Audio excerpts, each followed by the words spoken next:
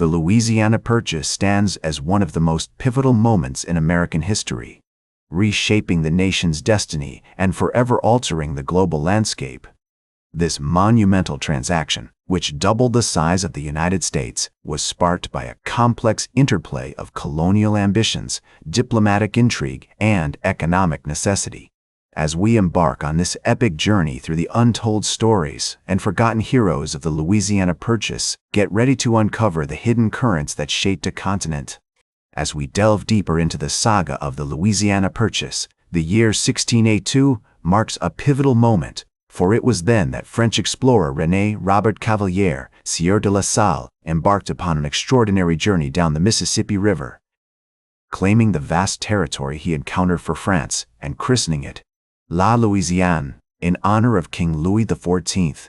This audacious expedition not only heralded the dawn of French colonial ambitions in North America, but also set the stage for a complex web of alliances, rivalries, and territorial disputes that would shape the fate of the continent. La Salle's voyage down the Mississippi River basin was more than a mere act of exploration. It was a calculated move to establish France as a dominant force in the region, leveraging the strategic potential of the river as a gateway to the interior of North America. The French vision for Louisiana was not merely as a territorial possession, but as a commercial and strategic colony, positioned to control the flow of goods and resources between the Gulf of Mexico and the Great Lakes. This grand design was rooted in the lucrative fur trade, which had already begun to flourish through networks of native alliances and trading posts. The fur trade, with its intricate web of relationships between French traders and various Native American tribes, played a crucial role in the early history of Louisiana. The French astutely cultivated these alliances, recognizing that their success in the region depended on the cooperation and goodwill of the indigenous populations. For instance, the Illinois Confederation, a powerful alliance of Native American tribes, became a key partner for the French, facilitating their access to the rich fur-bearing territories of the upper Mississippi Valley. These alliances were not merely economic. They also carried significant cultural and diplomatic weight, as the French sought to integrate themselves into the complex social fabric of Native America.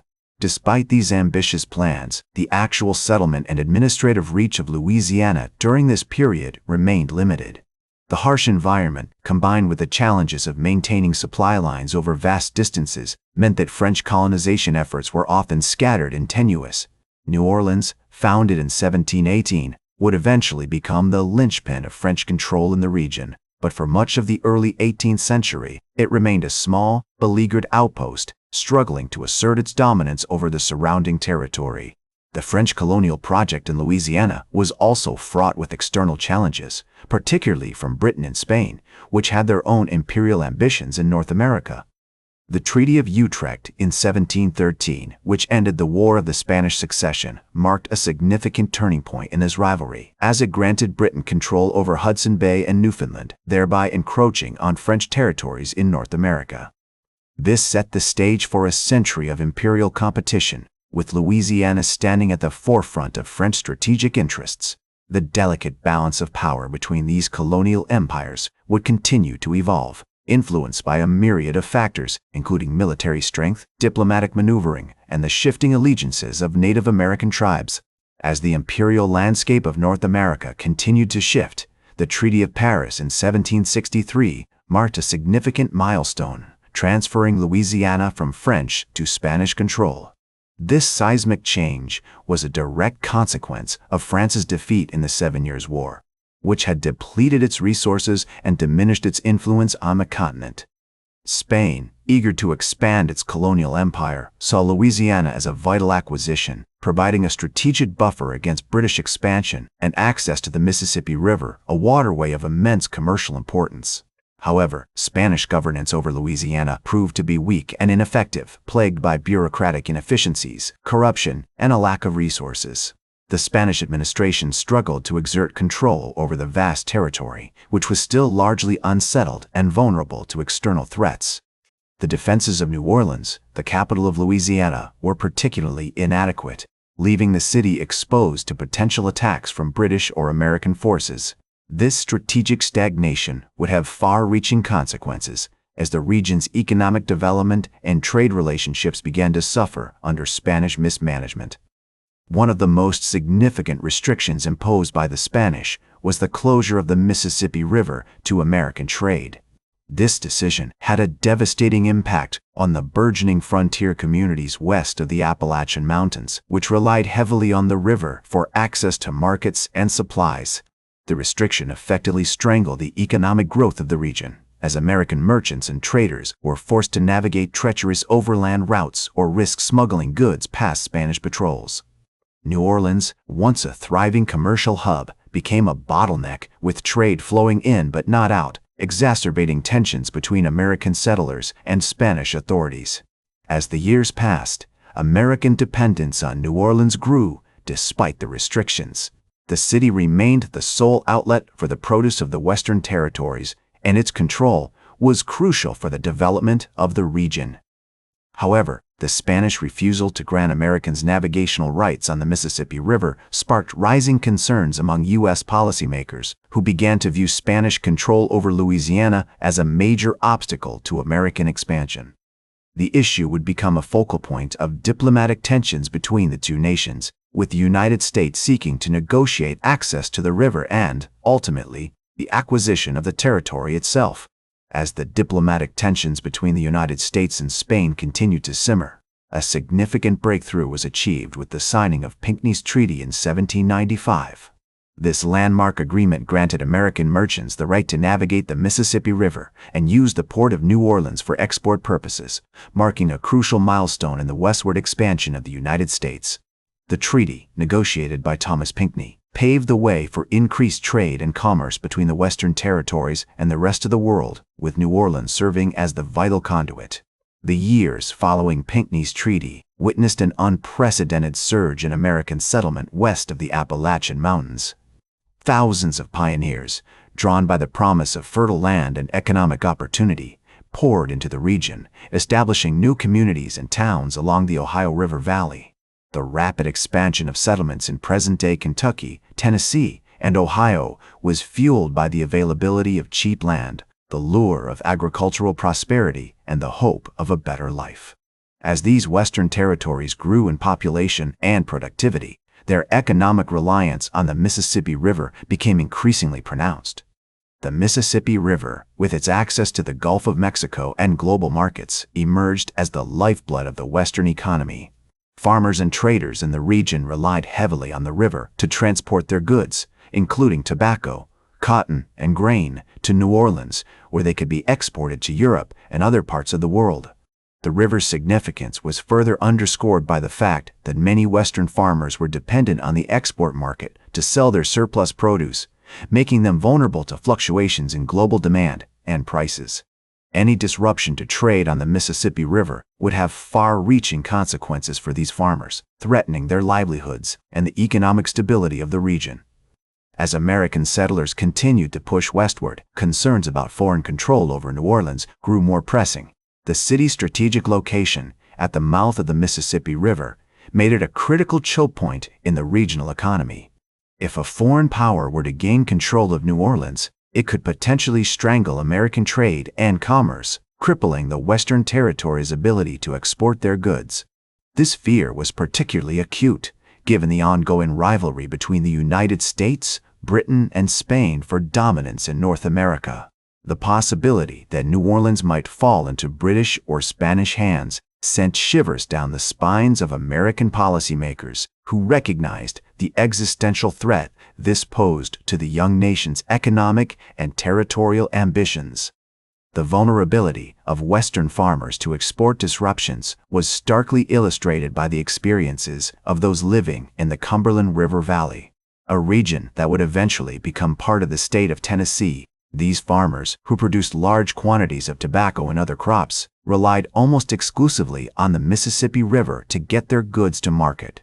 When Spanish authorities, in a fit of pique over American expansionism, threatened to close the river to American trade, panic set in among these farmers. The prospect of being cut off from global markets, with no alternative means of transporting their produce, sent shockwaves through the regional economy, highlighting the delicate balance of power that existed between the United States and its European rivals. As the Cumberland River Valley farmers struggled to come to terms with the vulnerability of their export-dependent economy, a seismic shift was underway across the Atlantic. In 1800, Napoleon Bonaparte, the ambitious and cunning French leader, set his sights on reasserting French dominance in North America. Through a series of intricate diplomatic maneuvers, Napoleon secured the signing of the secret Treaty of San Ildefonso on October 1, 1800. This clandestine agreement with Spain effectively returned Louisiana to French control, reversing the Spanish acquisition of the territory that had occurred just 3 decades prior.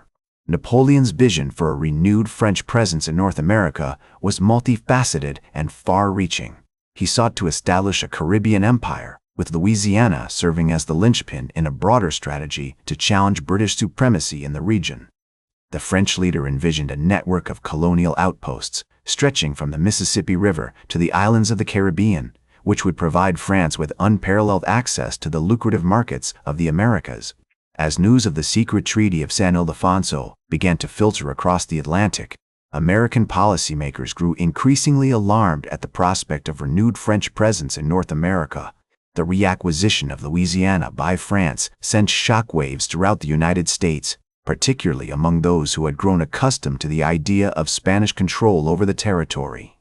Many Americans, including Thomas Jefferson, recognized the immense strategic implications of a French-controlled Louisiana, which would grant Napoleon's empire unparalleled influence over the Mississippi River and access to the port of New Orleans.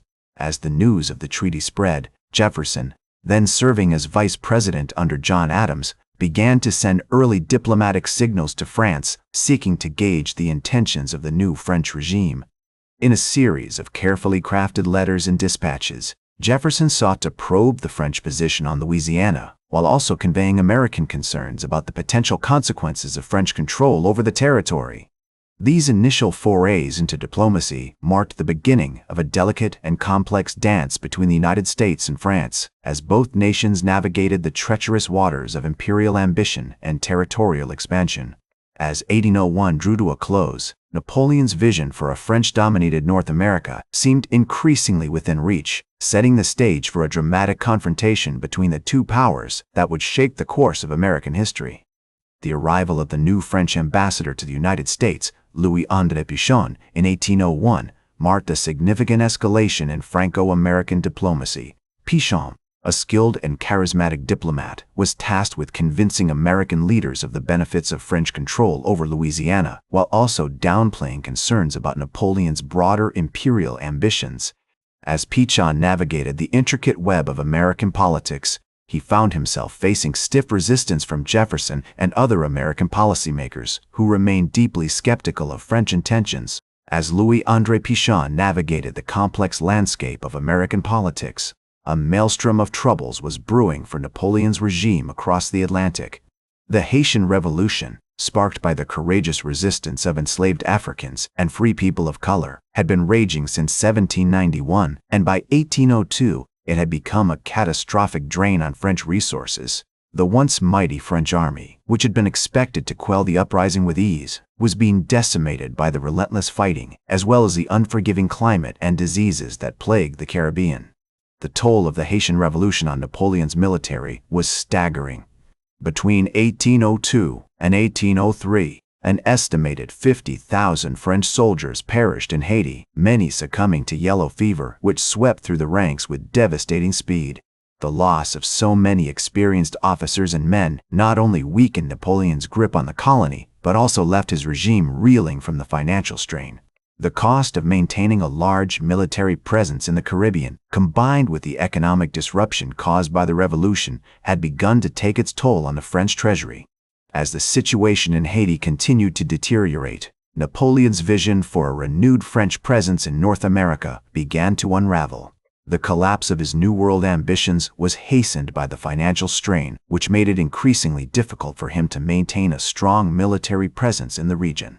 The failure to quell the Haitian Revolution and the mounting losses had created a sense of urgency among Napoleon's advisors, who began to advocate for a radical shift in policy.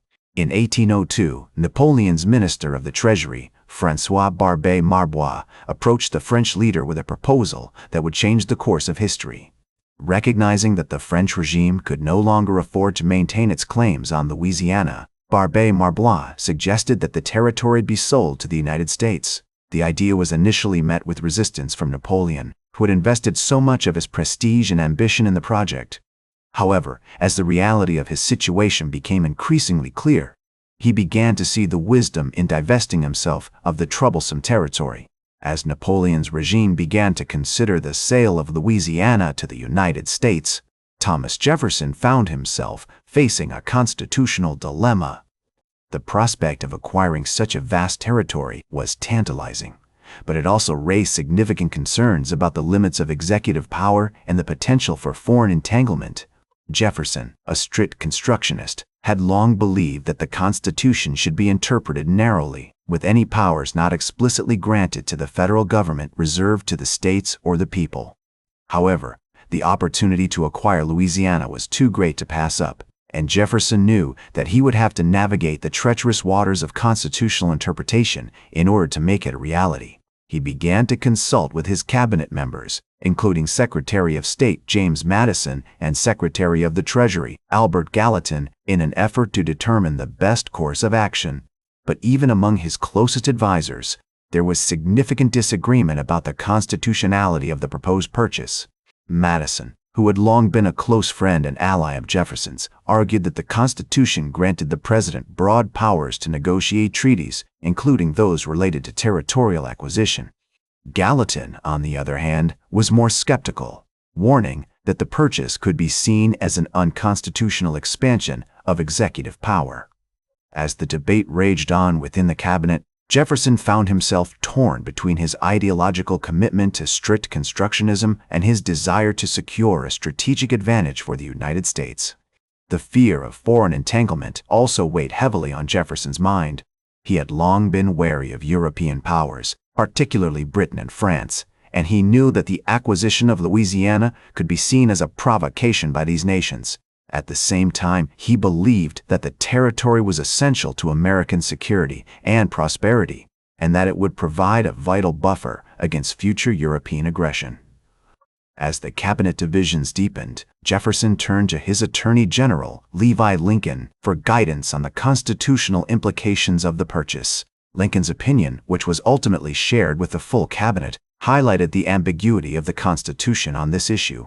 While the document granted the president authority to negotiate treaties, it did not explicitly address the question of territorial acquisition. Faced with this legal uncertainty, Jefferson knew that he would have to rely on his own judgment and leadership skills to guide the country through this critical period.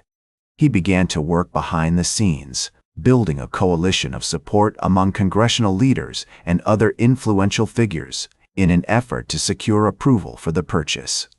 But even as he worked to build support, he was aware that the debate over executive power and constitutional interpretation would continue to simmer, posing a significant challenge to his leadership and the future of the American Republic. In the midst of this turmoil, Jefferson received a visit from François Barbé Marbois, the French minister who had initially proposed the sale of Louisiana to the United States. Barbé Marbois was eager to conclude the deal, but he also sensed the uncertainty and division within the American government. As the two men sat down to discuss the terms of the purchase, Jefferson knew that he would have to balance his ideological commitment to strict constructionism with the practical realities of national security and diplomacy. As Jefferson navigated the complexities of constitutional interpretation, he dispatched James Monroe and Robert Livingston to Paris, tasking them with a delicate mission to negotiate the purchase of New Orleans from the French. The two envoys arrived in the City of Light in April 1803, armed with instructions to secure access to the strategic port city, which controlled the Mississippi River and was vital to American trade. Initially, their goal was modest, focusing solely on acquiring New Orleans, but they soon found themselves entangled in a far more complex web of diplomacy. The French, still reeling from the failed Saint-Domingue expedition and facing mounting debts, had begun to reassess their priorities in North America. Napoleon's ambitions for a French empire in the Americas were fading, and his advisors were whispering that it was time to cut losses and focus on more pressing concerns in Europe. It was against this backdrop that Monroe and Livingston met with French Foreign Minister Charles Maurice de Talleyrand, Périgord, who revealed a shocking proposal. The French were willing to sell not just New Orleans, but all of Louisiana, a vast territory encompassing over 808,000 square miles of land west of the Mississippi River. The American envoys were stunned, their minds racing with the implications of such an offer. As news of the proposed sale spread, a sense of urgency gripped the negotiations. Monroe and Livingston knew that they had to act swiftly, lest the French change their minds or other European powers intervene. The Americans worked tirelessly, often for 12 hours a day, poring over maps, negotiating with French officials, and exchanging letters with Jefferson back in Washington. Despite the challenges, the two sides made rapid progress, driven by a shared desire to conclude the deal quickly. On April 30, 1803, Monroe and Livingston agreed to meet with Barbé Marbois at his Parisian townhouse, where they would finalize the terms of the sale. The French minister presented them with a draft treaty, which the Americans carefully reviewed before countersigning. After some haggling over the price, the parties settled on a figure of $15 million, a staggering sum that represented approximately 2.6 cents per acre for the vast Louisiana territory. The terms were generous, considering the territory's immense size and strategic value, but both sides recognized that time was of the essence. With the ink barely dry on the treaty, Monroe and Livingston dispatched a courier to Washington, bearing news of the extraordinary agreement. As the news of the Louisiana Purchase spread like wildfire across the Atlantic, Monroe and Livingston's courier arrived in Washington on July 14, 1803, bearing the treaty that would change the course of American history. The document was promptly delivered to Secretary of State James Madison, who in turn presented it to President Jefferson. With the president's enthusiastic endorsement, the treaty was sent to the Senate for ratification. The Senate debate over the Louisiana Purchase Treaty began on October 20, 1803, with Federalist senators leading the opposition. They argued that the purchase was unconstitutional, as it exceeded the president's authority and threatened to bankrupt the nation. Senator William Bingham of Pennsylvania vehemently opposed the treaty, warning that it would lead to an unlimited and uncontrollable expansion of executive power. Meanwhile, Democratic-Republican senators, such as John Breckinridge of Kentucky, countered that the acquisition was a vital opportunity for American growth and prosperity. As the debate raged on, regional tensions began to surface. New England Federalists, in particular, expressed concerns about the potential consequences of westward expansion, fearing it would dilute their region's influence and create new states that would tip the balance of power in favor of the South. On the other hand, Southern senators like Breckinridge saw the Louisiana Purchase as a means to expand slavery and increase their region's economic clout. Despite these divisions, the Senate ultimately approved the treaty on October 20, 1803, with a vote of 24-7. The lopsided margin belied the intense opposition that still lingered among Federalists and some Democratic Republicans. As news of the ratification spread, public reaction was mixed. Many Americans celebrated the acquisition as a bold stroke of diplomacy and a testament to American ingenuity, while others worried about the implications for the nation's finances, governance, and regional balance. As the Senate debate drew to a close, Jefferson faced mounting criticism from Federalist newspapers and pamphleteers who accused him of executive overreach and violating the Constitution. The president's decision to negotiate the treaty without explicit congressional authorization sparked heated debates about the limits of presidential power. In response, Jefferson argued that his actions were necessary to seize a unique opportunity for American expansion, but his critics remained unconvinced. The ratification process also sparked a flurry of public meetings and demonstrations across the country. In cities like New York and Boston, Federalist sympathizers gathered to denounce the treaty as a monstrous and usurpacious act, while Democratic-Republican supporters celebrated with parades and toasts. As the debate over the Louisiana Purchase continued to simmer, it became clear that the acquisition would have far-reaching consequences for American politics, economy, and society. In the months following ratification, Jefferson worked tirelessly to build public support for the purchase, dispatching emissaries like James Monroe to promote the treaty's benefits in key cities. The president also sought to address concerns about governance and administration, establishing a new territorial government for Louisiana and appointing officials to oversee the vast territory. As the American people began to come to terms with their newfound expansion, they would soon face the daunting task of integrating this vast new territory into the United States, with all its attendant challenges and opportunities. The winter of 1803-1804 saw a flurry of diplomatic activity as American officials worked to finalize the transfer of ownership from France.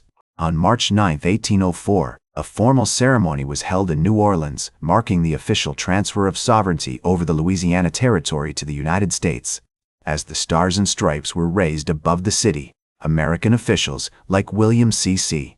Claiborne and James Wilkinson began the complex process of asserting American authority over the territory, navigating the treacherous waters of local politics, cultural differences, and competing interests.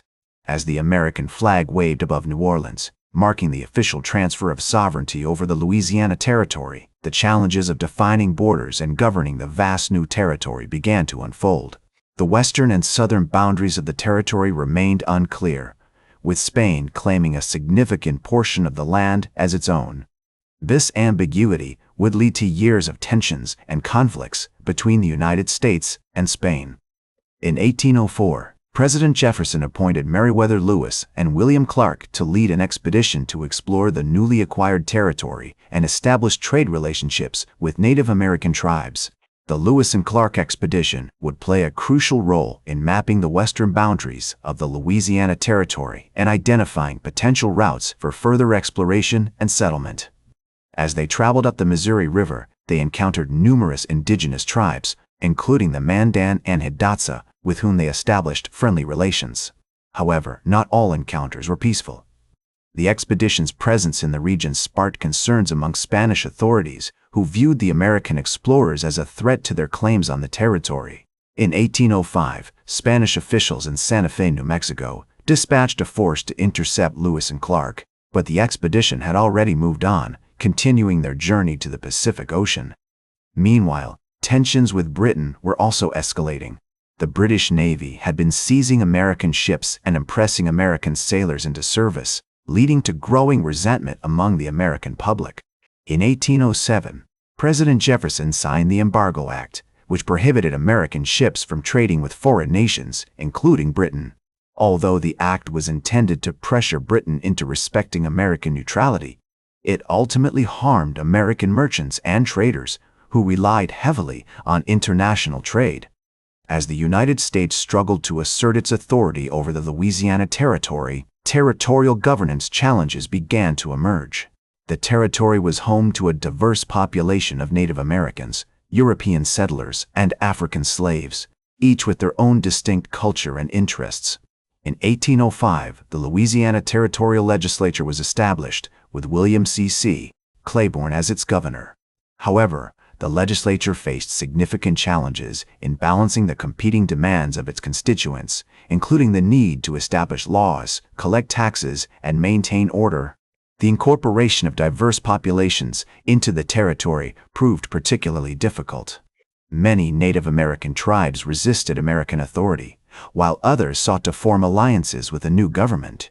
The Louisiana Purchase also led to an influx of European settlers, who brought with them their own languages, customs, and traditions. African slaves, who had been brought to the territory by French and Spanish colonizers, continued to toil on plantations along the Mississippi River. In 1808, the American government established the territory of Orleans, which included the present-day state of Louisiana. The new territory was governed by a council of appointed officials, who were responsible for overseeing the administration of justice, collecting taxes, and regulating trade. However, the territory's diverse population continued to pose challenges for its governors, who struggled to balance the competing interests of Native Americans, European settlers, and African slaves. As tensions with Spain and Britain continued to escalate, the United States found itself drawn into a series of conflicts that would shape the future of the Louisiana Territory. In 1810, the West Florida Rebellion broke out as American settlers in the region rose up against Spanish rule. The rebellion ultimately led to the annexation of West Florida by the United States, which added to the territory's already complex cultural and geographical landscape. The Louisiana Purchase stands as a pivotal moment in American history, shaping the country's expansion, identity, and global influence. This landmark event not only doubled the size of the United States, but also set the stage for the nation's emergence as a continental power.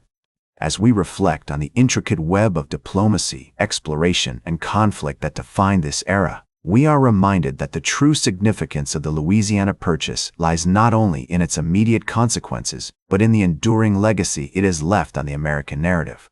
The Purchase marked a turning point in the country's relationship with Native American tribes, European powers, and its own sense of manifest destiny. It sparked westward expansion, fueled economic growth, and forever altered the cultural landscape of North America. As the United States continues to grapple with the complexities of its past, present, and future, the Louisiana Purchase serves as a powerful reminder of the enduring impact of historical events on our collective story. Thank you for joining me throughout this historical journey. Until we meet again, I'm Herodotus, reminding you that history isn't just a story, it's our story. Remember to like, share, and subscribe. And until next time, remember that to understand the present, we must first understand the past.